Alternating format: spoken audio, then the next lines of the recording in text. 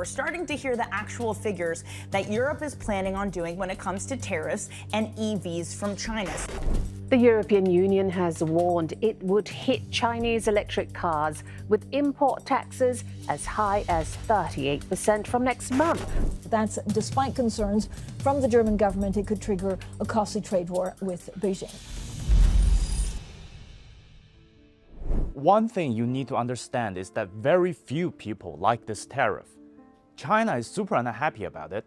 In a statement released by China's Ministry of Commerce, the European Commission is described as arbitrarily creating and exaggerating China's subsidy items, as well as abusing the facts available. The Chinese Foreign Ministry said that we urge the EU to act on its commitment to supporting free trade and opposing protectionism, and work with us to uphold the overall economic and trade cooperation between the two sides. China will take all measures necessary to firmly defend our lawful rights and interests. And Europe's business community isn't thrilled as well. Dutch EV charging station developer FastnBV said China bringing affordable and attractive vehicles to the region is good news. It doesn't matter to us in that sense where those cars are coming from.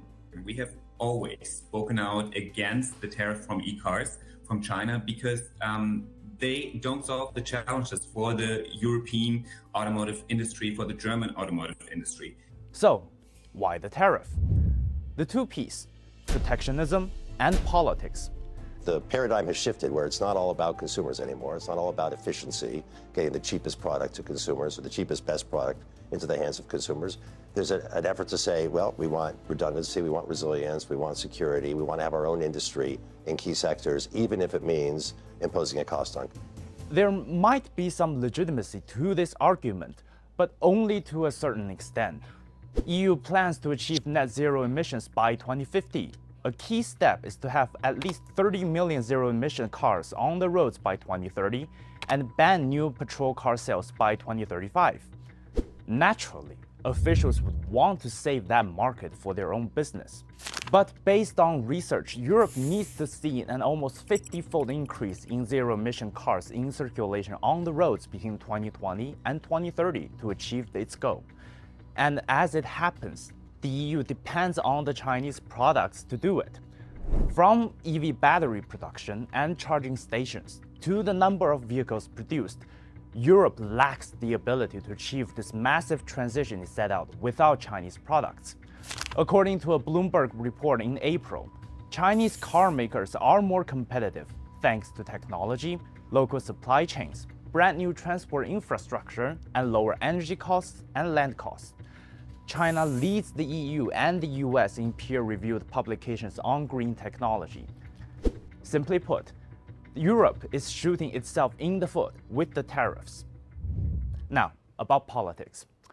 First, saying this tariff is about politics is not an accusation, it is admitted. According to Politico, one European Commission official said that for all the talk of an evidence-based solution that is compliant with global trade rules, it is a political decision.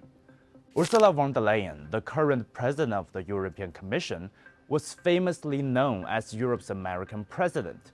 She is said to be very compliant to the US government while ignoring her own people. Her former boss and mentor Angela Merkel even told her once, "Don't forget to talk to us." In May, the Biden administration announced a 100% tariff on China's EVs. Now, von der Leyen came out with her own version. Very Europe's American president, isn't it? But we also have to remember that all politics is local. Several days before June 5th, which was the day the tariff was originally reported to be announced, Reuters ran a piece with sources saying that the tariff announcement might be postponed until after the European Parliament election due to last-minute technical issues with the document. What is this technical issue? Well, around the same time Reuters' piece was published, news came out saying that von der Leyen's re-election bid was hanging by a thread at the time. Her courtship with Italy's right-wing Prime Minister Giorgia Meloni angered her center-left coalition partners in Brussels, the Socialists and Democrats, and the Renew. And these three parties have a very interesting mix of attitudes towards China. Meloni, like von der Leyen, is very pro-US. She has not been friendly with China, but she wants Chinese investments to boost Italy's domestic car production. The S&D is led by the Spanish politician Enrique Garcia Perez.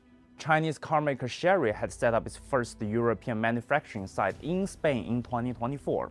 Spanish PM Pedro Sanchez said around 400 million euros will be invested in this plant. Then the Renew, a liberal group, is led by the party of French President Emmanuel Macron. He's often seen as the pro-China Western leader in today's international politics.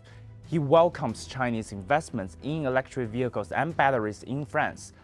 But the French government has been a strong advocate for the investigation and the tariff.